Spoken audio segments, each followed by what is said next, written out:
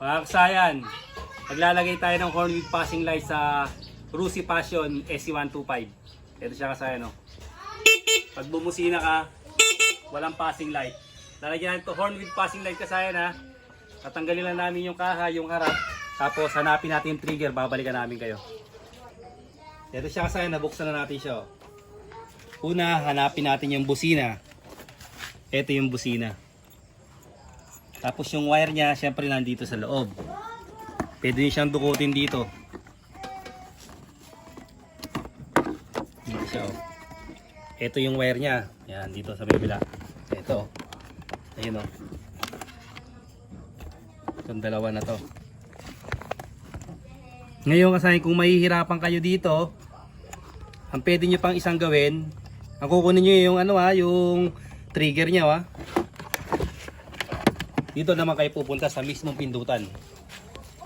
So, sa mismong pindutan ng ating busina. Ito siya. Ikot mo sa kabila.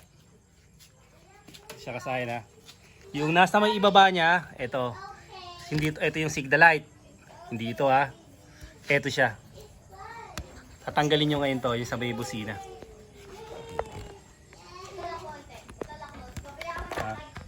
Tanggalin niyo sa may busina. Bah, medyo makapit, ah.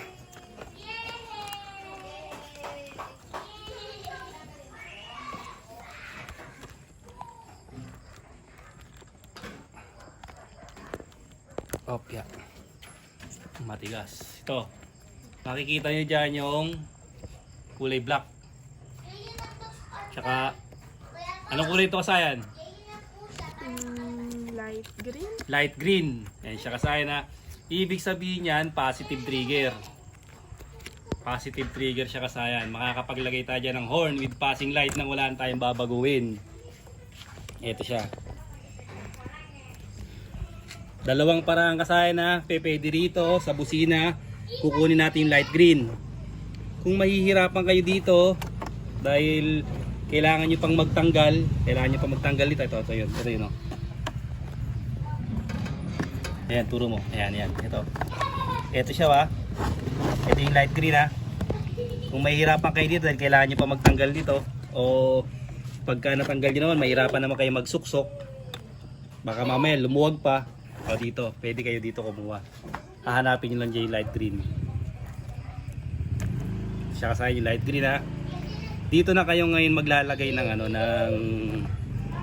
diode. Sa may light green na to. Pag nakita nyo naman dito, kulay yung halimbawa Yamaha, kulay pink, negative trigger siya.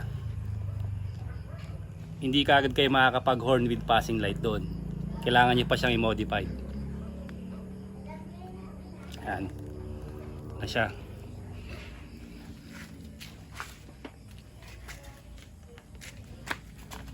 Siya kasaya na, yung light green, na itong light green to yung trigger ng ating busina.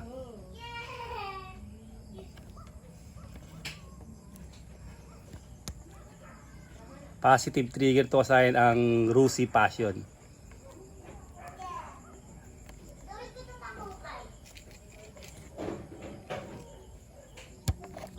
Ayan. Tapos ito yung highlights natin, itutok mo sa diode. Kung meron kayong 6 ampere gamitin nyo, ha. Kulay gray. Tignan mo kasi yung kailangan kitang-kita yung gray, ha. Kulay gray. Ito yung gray niya, no. Yung lining na gray. Kita? Apo. Pakita mo, ha. Ayan. Ito. Yung lining na gray. Etong lining na gray, ito yung papunta sa may ilaw, ha. Ibig sabihin, ito yung sa busina. Ito yung lining na gray, ha. Papuntang ilaw. Pagka nagkabaliktad kayo dyan, pagbukas nyo ng ilaw, bubusina na agad. Baliktarin nyo lang. Itong lining na gray papunta sa ilaw, ha.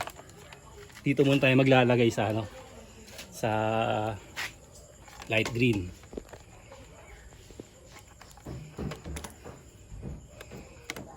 Sa side, ha. Yung light green ang nilagyan natin, ha.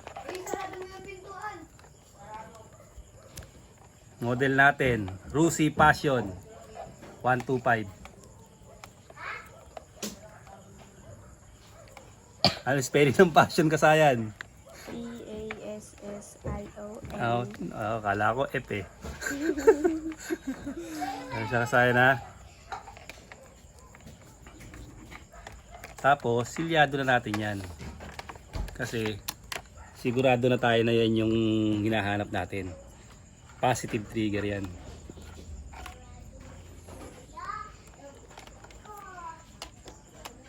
Yung ano kasayan, again, yung may lining na gray, papunta sa may ilaw. Sa may taas tayo kumuha. Tapos dito magsisil tayo dito, pataas yung seal. Pag ganito.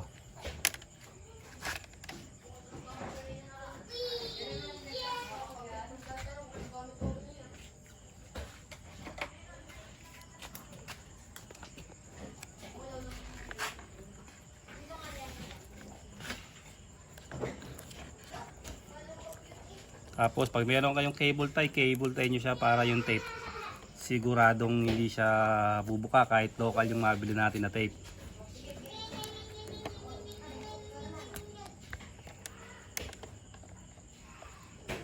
Tapos yan, ilalagyan natin ng cable tie yan. Tapos huwag kayong magtitipid sa tape. Pagka positive yung nilalagyan nyo, balutan nyo siya ng tape.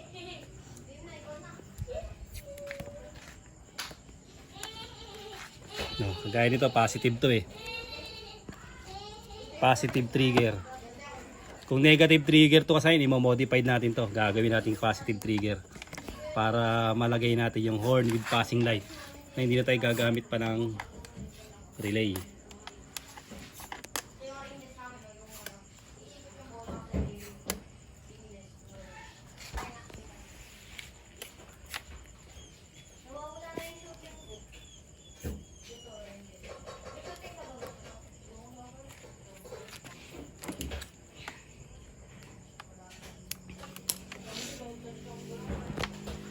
Tapos siya kasayan ha, ilalagay na natin dito, babalik na natin.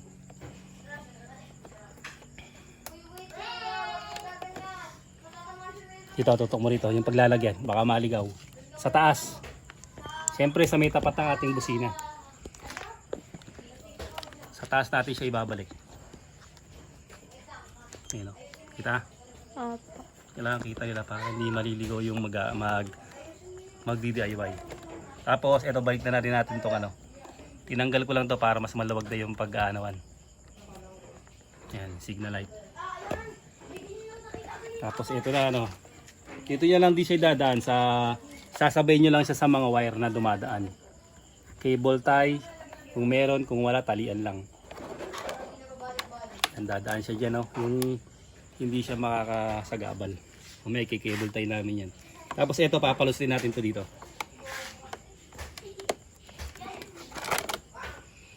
Yan, dito sa cable tie tayo dyan.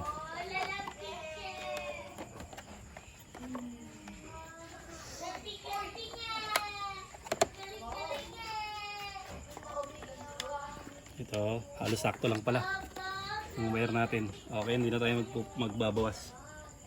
Meron na tayong konting allowance. Tatlo kasayan yung pwede nating paggamitan na. Pwede kayong mamili doon kung ano gusto nyong gamitin na, ano, na passing light.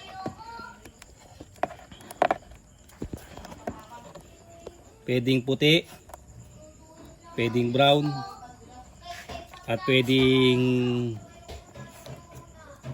blue. White, blue, brown. Pwede nyong gamitin. Ayan, testingin natin.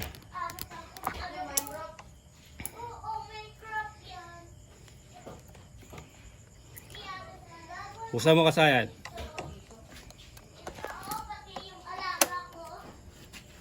Patayin mo tong ano, park light. Ito.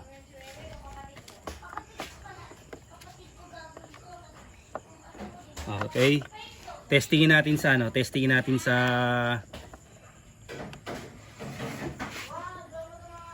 kulay brown.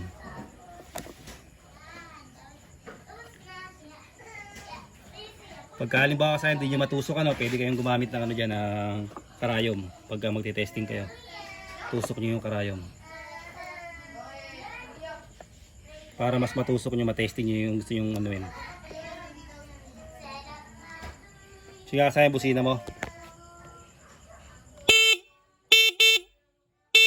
Tutok mo sa kanila yung ano, yung ilaw na umiilaw.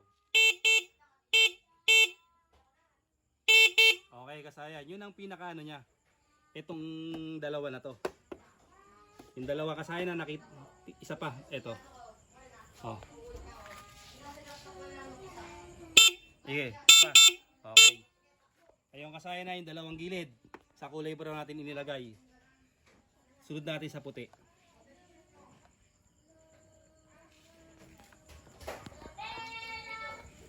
Hindi lang, iyan ako muna sa puti. Sa white naman. Sige. Kita? Sige, isa pa. Okay. Isa pa. Last. But not the least. Kulay blue. Naman tayo maglalagay. Ganun lang kasaya. Meron kayong dito choices. Meron kayong pagpipilian ng paglalagyan ninyo ng passing light. Okay, sige. Testing.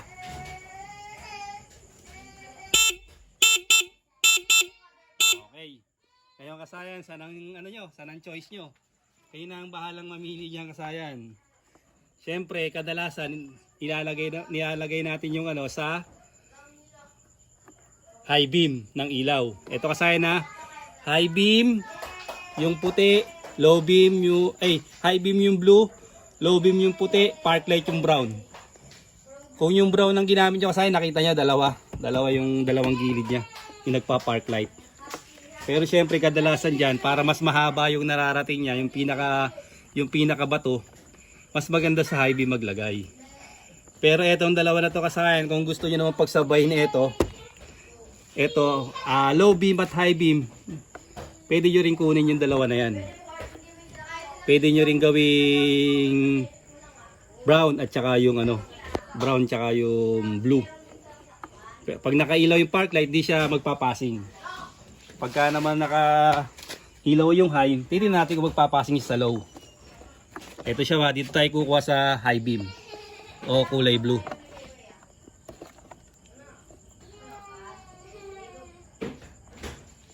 Rusi Passion 125 ang ating model.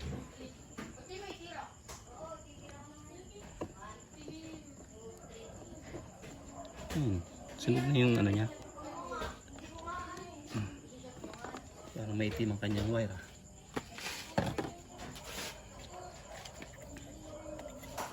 Dito tayo maglalagay. Yan kasaya ng tatlo ang pwede yung pagkuhanan na brown, white, blue. Ang pwede yung pagkuhanan ng passing light. Okay na, so ayan, nasa high na siya. Yan, doon, testing ko na. So, kami yung ito na, nasa high na siya. Pero yung pinaka-passing light. Ngayon kasayang kung halimbawa nakalo, tignan natin kung gagana yung niya. Yung passing niya, Yan, nakalow. Yan siya kasayang na, nakalow. Pero yung passing niya kasayang gagana pa rin, Pagka naka-high siya, hindi gagana yung passing natin. Wala. Sa low, gagana yung passing. Pag nakapatay, gagana pa rin yung passing. Ganun lang kasayan yung paglalagay ng passing light sa Rusi Passion 125. Hanggang dito na lang mga kasayan. Salamat sa panonood.